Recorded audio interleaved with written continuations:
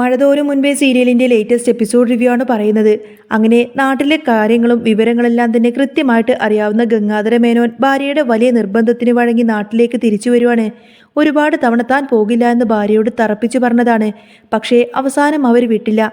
നിങ്ങളൊന്ന് പോയിട്ട് വാ ഗംഗേട്ടാ, അവിടുത്തെ കാര്യങ്ങളൊക്കെ നിങ്ങളൊന്ന് നേരിട്ടറിയാലോ എന്നൊക്കെ പറഞ്ഞു. എന്ത് നേരിട്ടറിയാനാണ്, അവിടെ നടക്കുന്നതൊക്കെ നമ്മൾ ഈ ടി വിയിലൂടെ കാണുന്നതല്ലേ. ഇനിയിപ്പോൾ അവിടെ ചെന്ന് കഴിഞ്ഞാൽ പ്രശ്നം കൂടുതൽ രൂക്ഷമാവത്തേ ഉള്ളൂ എന്ന് ഗംഗാധരൻ മടുപ്പോടുകൂടെ പറയും.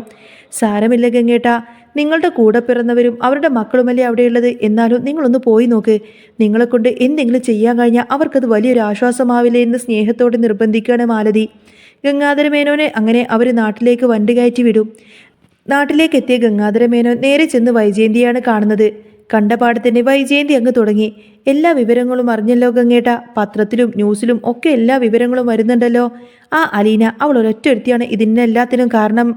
എൻ്റെ മോൻ ഈ അവസ്ഥയിൽ കിടക്കുന്നതിനെല്ലാം കാരണം ആ അലീനയാണെന്നൊക്കെ പറഞ്ഞ് വൈജയന്തി ഇങ്ങനെ കുറ്റപ്പെടുത്തി സംസാരിക്കുമ്പോൾ ഗംഗാധര മേനോൻ കടുപ്പത്തിലങ്ങ് പറയുന്നുണ്ട്. വാ അടക്കടി, മിണ്ടാതിരുന്നോളണം. ഈ അവസ്ഥയിൽ കിടന്നിട്ടും നിന്റെ നാക്കിന് യാതൊരുവിധ മാറ്റവും ഇല്ലല്ലോ എന്നൊക്കെ പറഞ്ഞ് ഗംഗാധരൻ വൈജയന്തിയോട് ദേഷ്യപ്പെടും. നിന്റെ മകൻ അന്ന് ആ പാവം പെൺകുട്ടിയോട് കാട്ടിയ ക്രൂരത എന്താണെന്നൊക്കെ നിനക്കറിയാവുന്നതല്ലേ. അന്നേ ഞാൻ നിന്നോട് പറഞ്ഞതാണ് അവനെ അടിച്ചു വളർത്തണമെന്ന്. നീ അത് കേട്ടില്ല. മക്കൾക്ക് അനാവശ്യമായിട്ട് വളം വെച്ച് കൊടുത്തത് നീയാണ്. നീ തന്നെ ഇവിടെ കിടന്ന് അനുഭവിക്കണമെന്നൊക്കെ അദ്ദേഹം ദേഷ്യത്തിൽ തറപ്പിച്ചങ്ങ് പറയും.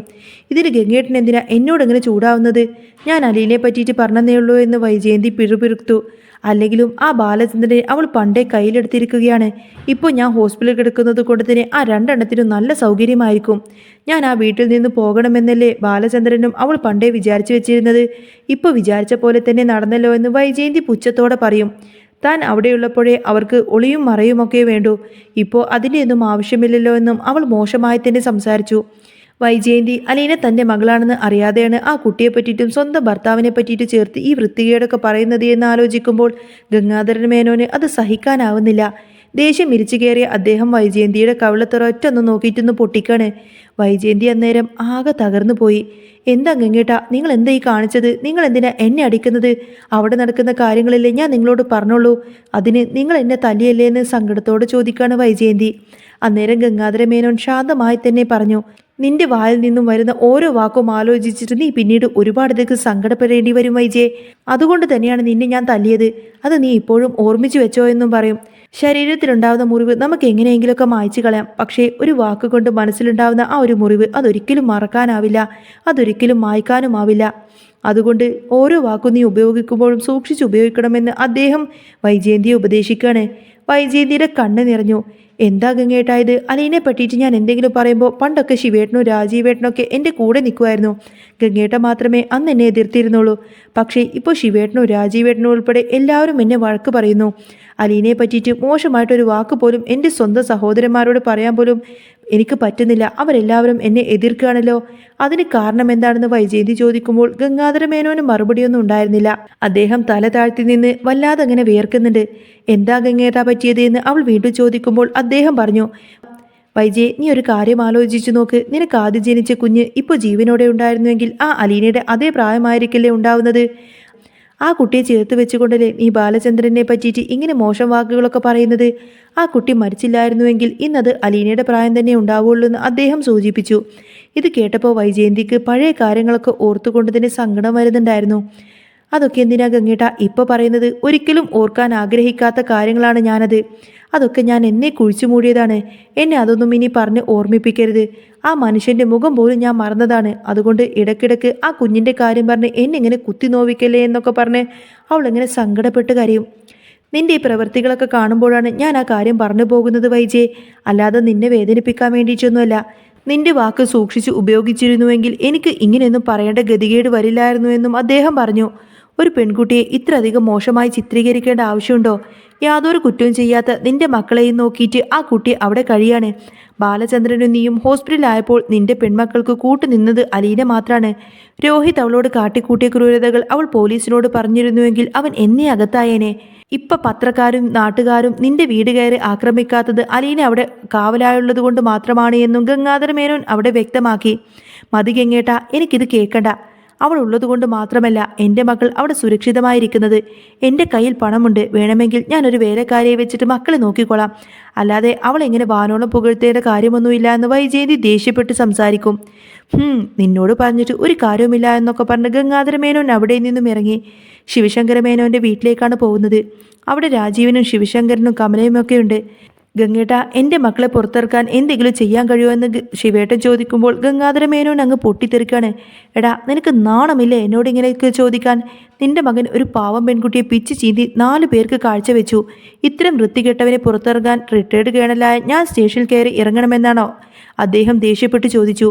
കമലം അന്നേരം കരഞ്ഞുകൊണ്ട് തന്നെ വന്ന് കാല് പിടിക്കുന്നുണ്ട്. ഗംഗേട്ട, പ്ലീസ് ഒന്ന് മനസ്സിലാക്ക്. എൻ്റെ മകനെ ആ രോഹിത്താണ് നശിപ്പിച്ചത്. അലീനെ ഉപദ്രവിക്കാൻ അവൻ വിളിച്ചോണ്ട് പോയതാണ്. അല്ലാതെ എൻ്റെ മകനൊരു കുറ്റം ചെയ്തിട്ടില്ല എന്ന് പറയുമ്പോൾ ഗംഗാധരൻ അവളോടും അങ്ങ് ദേഷ്യപ്പെട്ടു.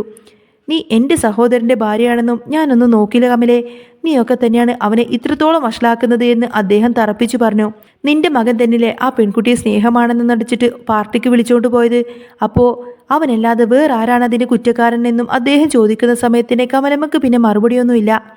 അവൾ ചായ എടുക്കാമെന്നും പറഞ്ഞ നേരെ അടുക്കളയിലേക്ക് മാറി. വൈജയന്തി അലീനയെ പറ്റി പറയുന്ന വൃത്തികേടുകൾ കേട്ട് താൻ അവളെ അടിച്ച കാര്യം അദ്ദേഹം ശിവേട്ടനോടും രാജീവേട്ടനോടും പറഞ്ഞു.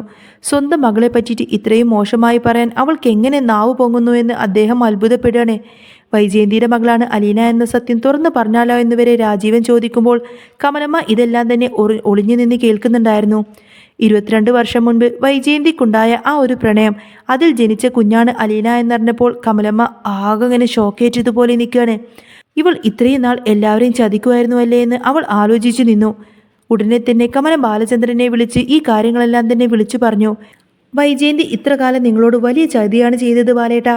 അലീന അവളുടെ അവിഹിത സന്തതിയാണെന്ന് കമലമ്മ പറയുമ്പോൾ ബാലചന്ദ്രൻ എല്ലാം അറിയുന്നത് പോലെ ശാന്തനായി നിന്ന് കേൾക്കുക മാത്രം ചെയ്തു. കമലമ്മയുടെ ദുഷ്ടബുദ്ധി മനസ്സിലാക്കിയ ബാലചന്ദ്രൻ ഫോൺ കട്ട് ചെയ്തു.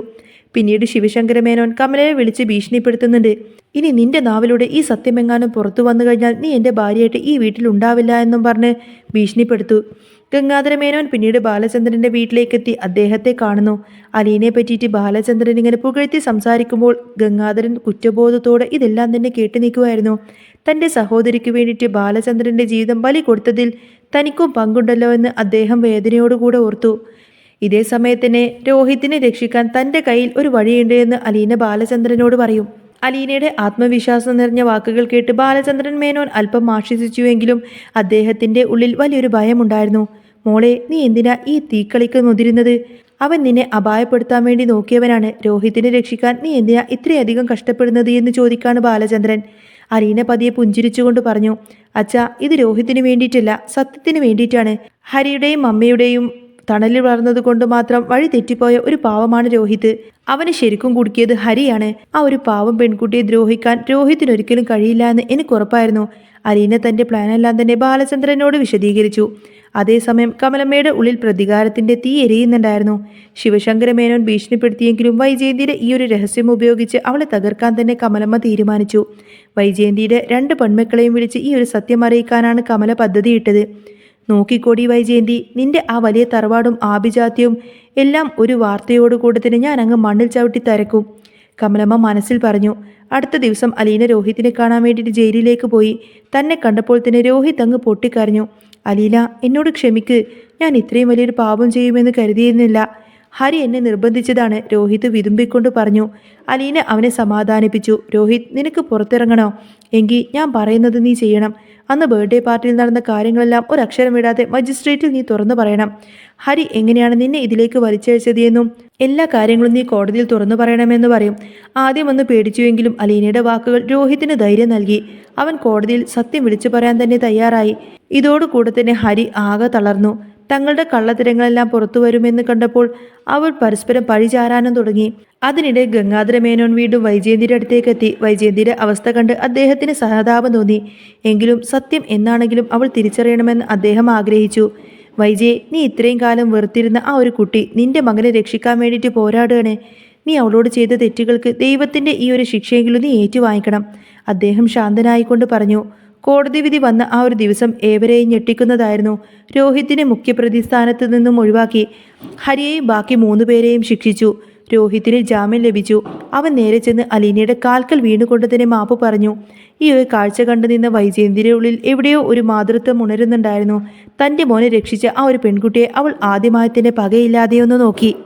വൈജയന്തിയുടെ ആ ഒരു നോട്ടം കണ്ടപ്പോഴേക്കും അലീനക്ക് ഭയങ്കര സന്തോഷമായിരുന്നു. അങ്ങനെ ഇനി ഒട്ടും പ്രതീക്ഷിക്കാത്ത രീതിയിൽ വമ്പൻ ട്വിസ്റ്റ് നിറഞ്ഞ എപ്പിസോഡുകളൊക്കെ തന്നെയാണ് കേട്ടോ വരാൻ പോകുന്നത്. അപ്പോൾ നിങ്ങൾക്ക് ഈ ഒരു ചാനൽ ഇഷ്ടമാവുകയാണെന്നുണ്ടെങ്കിൽ സബ്സ്ക്രൈബ് ചെയ്യാനും സപ്പോർട്ട് ചെയ്യാനും മറക്കല്ലേ. നെക്സ്റ്റ് വീഡിയോ ഉടനെ വരാം. ബൈ.